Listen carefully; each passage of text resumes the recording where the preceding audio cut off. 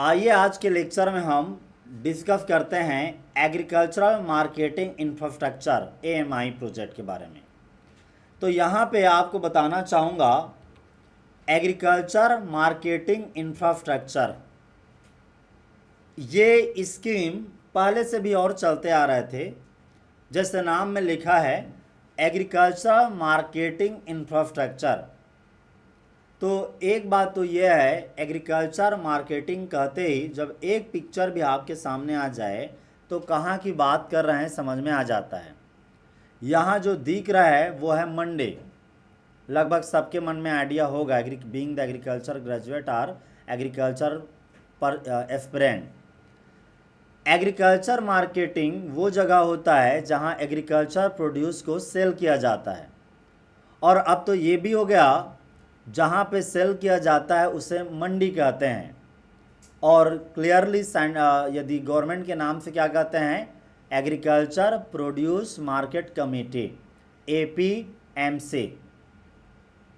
ठीक है, APMC agriculture produce market committee. Simple शब्दों में क्या कहते हैं, उस जगह को मंडी कह देते हैं। तो किसान अपनी अनाज को ले जाता है और बेचता है उस जगह में। लेकिन केवल बेचने का काम नहीं है, अब बहुत सारे एग्रीकल्चर में यूज होने वाले मशीन या और भी चीज़ें यहाँ से मिल भी जाते हैं। तो यहाँ से सेल नहीं होता, परचेज भी होता है। मुख्य तौर पे मंडी का जो जगह होता है वो सेल के लिए होता है, किसान अपनी प्रोड्यूस को बेच सके।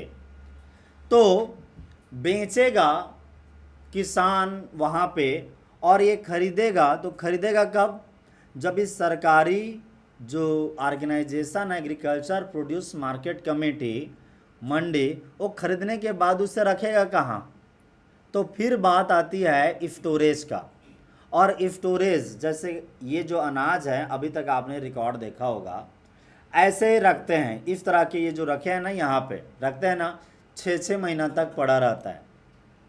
और बेसिक जो गोडाउन का स्ट्रक्चर है या टाइप है वो आप जानोगे तो हैरानी होगी। इतना जगह नहीं होता कि जो भी मिनिमम सपोर्ट प्राइस के तहत में ये किसान बेचते हैं और ये मंडी खरीदता है, उस अनाज को भी रखने की जगह नहीं होता, उस फूड ग्रेन को। गोडाउन इतना लिमिट है। तो क्या करते हैं, आपने देखा होगा कि जो बैगेज हैं, बोरी हैं, उनका स्टेकिंग करते हैं, जमाते हैं और जमाने के बाद में ऊपर में पन्नी डाल के रख देते हैं। और 3 महीना 4 महीना में पूरा चूहा है बैंड बजा देता है, उनको पूरा बोरियों को होल कर देता है, रैट्स चूहे, क्योंकि वो ओपन में है। और बरसात होती है तो पन्नी भी फट जाता है, बरसात का पानी गिर भी जाता है और वो वहीं पे आसपास में जर्मेट होना भी चालू कर देते हैं। तो बहुत वेस्टेज होता है, इसे वेस्टेज कहते हैं। लेकिन चूंकि सरकार को खरीदना है, सरकार खरीदती है अनाज को। तो बात है इंफ्रास्ट्रक्चर का, खरीद के जगह रखें और जहां खरीदें। तो इंफ्रास्ट्रक्चर को बढ़ाने के लिए एग्रीकल्चर मार्केटिंग इंफ्रास्ट्रक्चर स्टार्ट किया गया। और इसके बारे में मैं आपको बताना चाहूँगा, ये इंफ्रास्ट्रक्चर स्कीम खोला गया, इसके अंतर्गत कई सारे महत्वपूर्ण स्टेप लिए गए। तो जब एग्रीकल्चर मार्केटिंग इंफ्रास्ट्रक्चर क्रिएट किया गया, ये स्कीम ये किसके अंतर्गत किया गया, प्रेजेंट गवर्नमेंट शुरू में जब आया 2014 में, तो उनके टाइम से integrated scheme for agricultural marketing ISAM project चला। और इसाम प्रोजेक्ट या इसाम स्कीम ही वो स्कीम है जो सारे एग्रीकल्चर मार्केटिंग की स्कीम को अपने अंदर ले लिया। और इसके अंतर्गत सब scheme agriculture marketing infrastructure create किया गया। और ये एग्रीकल्चर मार्केटिंग इंफ्रास्ट्रक्चर क्रिएट किया गया एमआई स्कीम। तो पहले के जो 2 स्कीम थे उनको मिला दिया गया, मर्ज कर दिया गया। कौन कौन थे जो 2 स्कीम थे, वो दोनों स्कीम, एक है आपको बताना चाहूँगा ग्रामीण भंडारण योजना GBY, गांव में स्टोरेज के बढ़ावा देने के लिए स्कीम। और दूसरा है agriculture marketing infrastructure grading and standardisation AMIGS, ये दोनों स्कीम हैं। इन दोनों को मिला के कब बना ये स्कीम? ये स्कीम आया 1 अप्रैल 2014 को। 1 अप्रैल 2014 को। अप्रैल ही होगा ना, जनवरी फरवरी मार्च अप्रैल, ठीक है। तो ये टाइमलाइन ही परीक्षा में पूछा गया था। क्वेश्चन थोड़ा लंबा था, लेंदी था, ठीक है।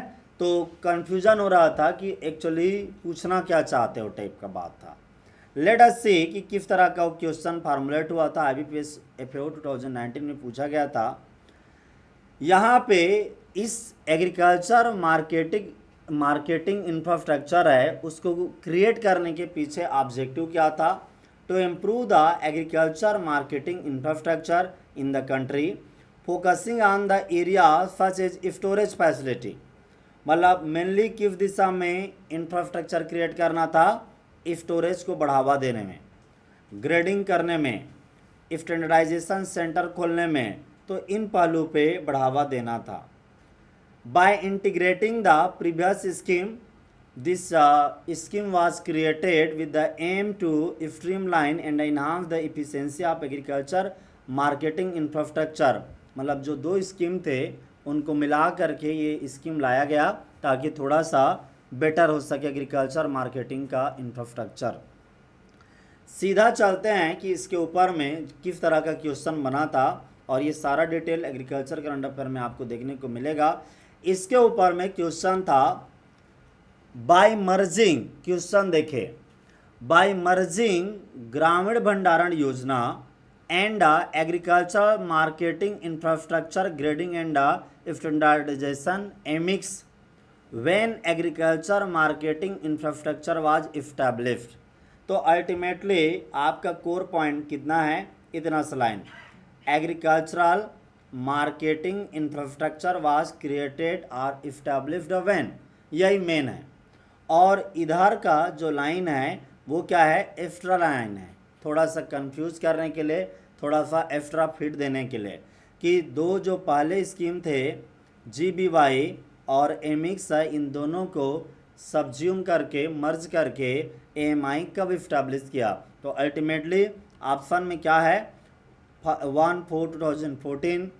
इस तरह से ऑप्शन आंसर क्या है? इसका आंसर है ये वाला, पहला वाला, ठीक है, दिस वन, 1 अप्रैल 2014। तो क्वेश्चन में कई बार पिकअप करना ही मुश्किल होता है, अदरवाइज फैक्टर इजी रहता है। Okay, now let us talk about, हाँ मुझे थोड़ा सा डाउट ये आ रहा है कि ये 19 था या 15 था, एक बार देखना पड़ेगा, ठीक है। बट एनीवे आप क्वेश्चन आप देखोगे तो आपको देखने को मिल जाएगा। National agriculture market scheme. चलिए पहले इसको हमने देखा, डिस्कस किया, we will continue the discussion. आपका कोई क्वेरी है तो यू कैन आस्क।